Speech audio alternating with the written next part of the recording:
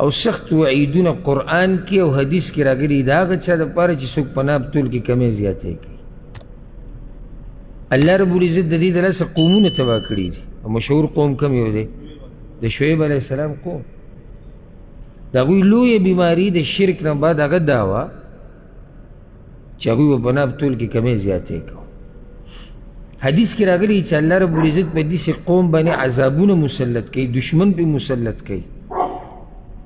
کم قوم چې په ناب تول کې کمی زیاتې کوي. ورسره دا یاده کوي کله چې موږ ته ناب تول ویلی شي زموږ په ذهن کې دغه تله راشي دا په دوکانونو کې چې پرته وي. بس نه ناب تول صرف دغه دی. ناب تول کې دنه ډېرې خبرې راغلي، ډېرې خبرې پکې دنه صرف خبره د تلې نه ده چې صرف ته په تله پورې نښتی چې تله کې به یاره صحیح ده اکثر دغه استعمالیږي پیمانه، خو معنی ده چې د بل په حق کې به کمی زیاتې نه کوي. هغه په هره طریقه وي، که هغه په دغه تلې سره تللی کېږي او که هغه په بلې طریقې سره وي.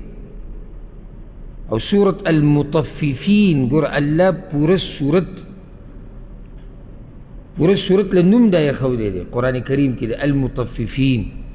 مطففین چاته وي چې په ناب تول کې کمی زیاتې کوي. هغه صورت شروع کېږي څنګه؟ ویل للمطففین، تبعید د هغه چا دپاره چې په ناب تول کې کمی زیاتې کوي. الذین اذا اکتالوا علی الناس یستوفون واذا کالوهم او وزنوهم یخسرون. چې د ځان دپاره یي نو بیا ښه پوره علي بلکې زیات علي، او چې د بل دپاره شي نو بیا هغوی سره کمی کوي، دوکې کوي، نقصان ورله ورکوي، دړاکې دروغ او چې څه دي هغه کوي. دا مسله یوازې دوکاندار پورې نه ده خاص چې دی به سامان خرڅوي، دا هر قسمه کاروبار سره تعلق ساتي، هر قسمه کاروبار سره. او زما هغه بیان به بیا واورئ نږدې ورځو کې موږ بیان کړی د اختر د وړوکي اختر نه بعد د مسلمان تاجر صفات او د مسلمان تاجر د مؤمن تاجر یو لوی صفت دا دی چې هغه په ناب تول کې د کمی زیاتي نه ځان ساتي. که د ده چاته واوړي په دې دومره پروا نه خو چې ده ته د چا روا نه وړي. ځکه که ستا چاته واوړي الله رب العزت به که هغه زیاتې کړي تپوس به ترې کوي او که تا ورته معاف کړو الله به درله اجر درکوي، خو چې تا ته راواوړي هغې به څه کړي. نو دا مسله نن سبا عامه شوې ده، خصوصا اقتصادي حالات چې کله د یو قوم کمزوري شي که نه او مالی حالات، نو په دوی کې بیا دا قسمه چلونه ډېر زیات شي. یعنی اوس عجیبه قصې زه اورم او د ملګري راته بیانوي چې هغه په ملکونو کې کېږي. دلته دې بعضو شروع کړي غلاګانې، دوکې دړاکې خو ښه ښکاره کېږي، هغه تپوس مه کوه. خو د دې پیسو دپاره داسې چلونه کوي چې انسان ورته حیران شي. صرف دا چې 2 روپۍ. ګوره غربت مطلب دا نه دی چې ته په حرامو ورځه. یو سړی غریب شي، مالی حالات کمزوري، دم امتحان دی. ستا څه خیال دی چې تا به همیشه رب العالمین به تا مالداره ساتي او ستا هر حاجت به پوره کېږي؟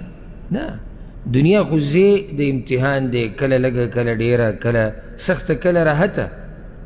نو ما تا به څه کوو چې کله حالات موږ ته ناخوښي نو بیا په حرام ورځو، بیا په ظلم او زیاتي باندې ورځو. نو دا وصیت رب العالمین دی واوفوا الکیل والمیزان بالقسط. که ته دوکانداري، که ته ټیکهداري، که ته تاجري، که ته نوکري، که ته دیاړیماري، که ته خادمي، که ته استازي، که ته ډاکټري، که ته انجینیري، که ته ډریوري، که ته هر څه، واوفوا الکیل والمیزان بالقسط.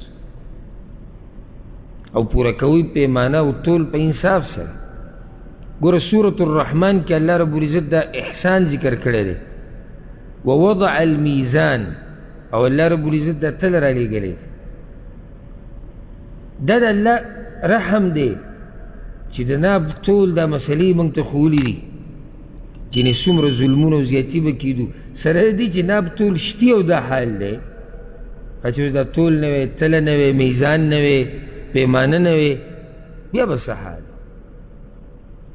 د الله نه ویرېږئ او زه موضوع دا نه لګنې چې ما درته په دې باندې هغه وعیدونه ذکر کړی او انسان حیران شي دا کار سړي ته بعضو ته داسې وړوکی ورته ښکاري چې دا یو پاو مې ته کم کو یا یو دوکه معمولي غونته کې مې وکړه یا چې معمولي دروغ مې ووي نه دا ډېره غټه ګناه ده ډېره غټه ګناه ده د چا په حق کې د چا په مال کې د هغه سره کمې کول د هغه سره دوکې کول هغه ته دروغ ویل دا ناروا دي اکه مخامخ ولو که کافري دې ته غوږ ولو که کافري کافر ستا خواله راغی ته د هغه سره هم دوکې دړاکې نه شي کولی د مسلمان سره یې څنګه کې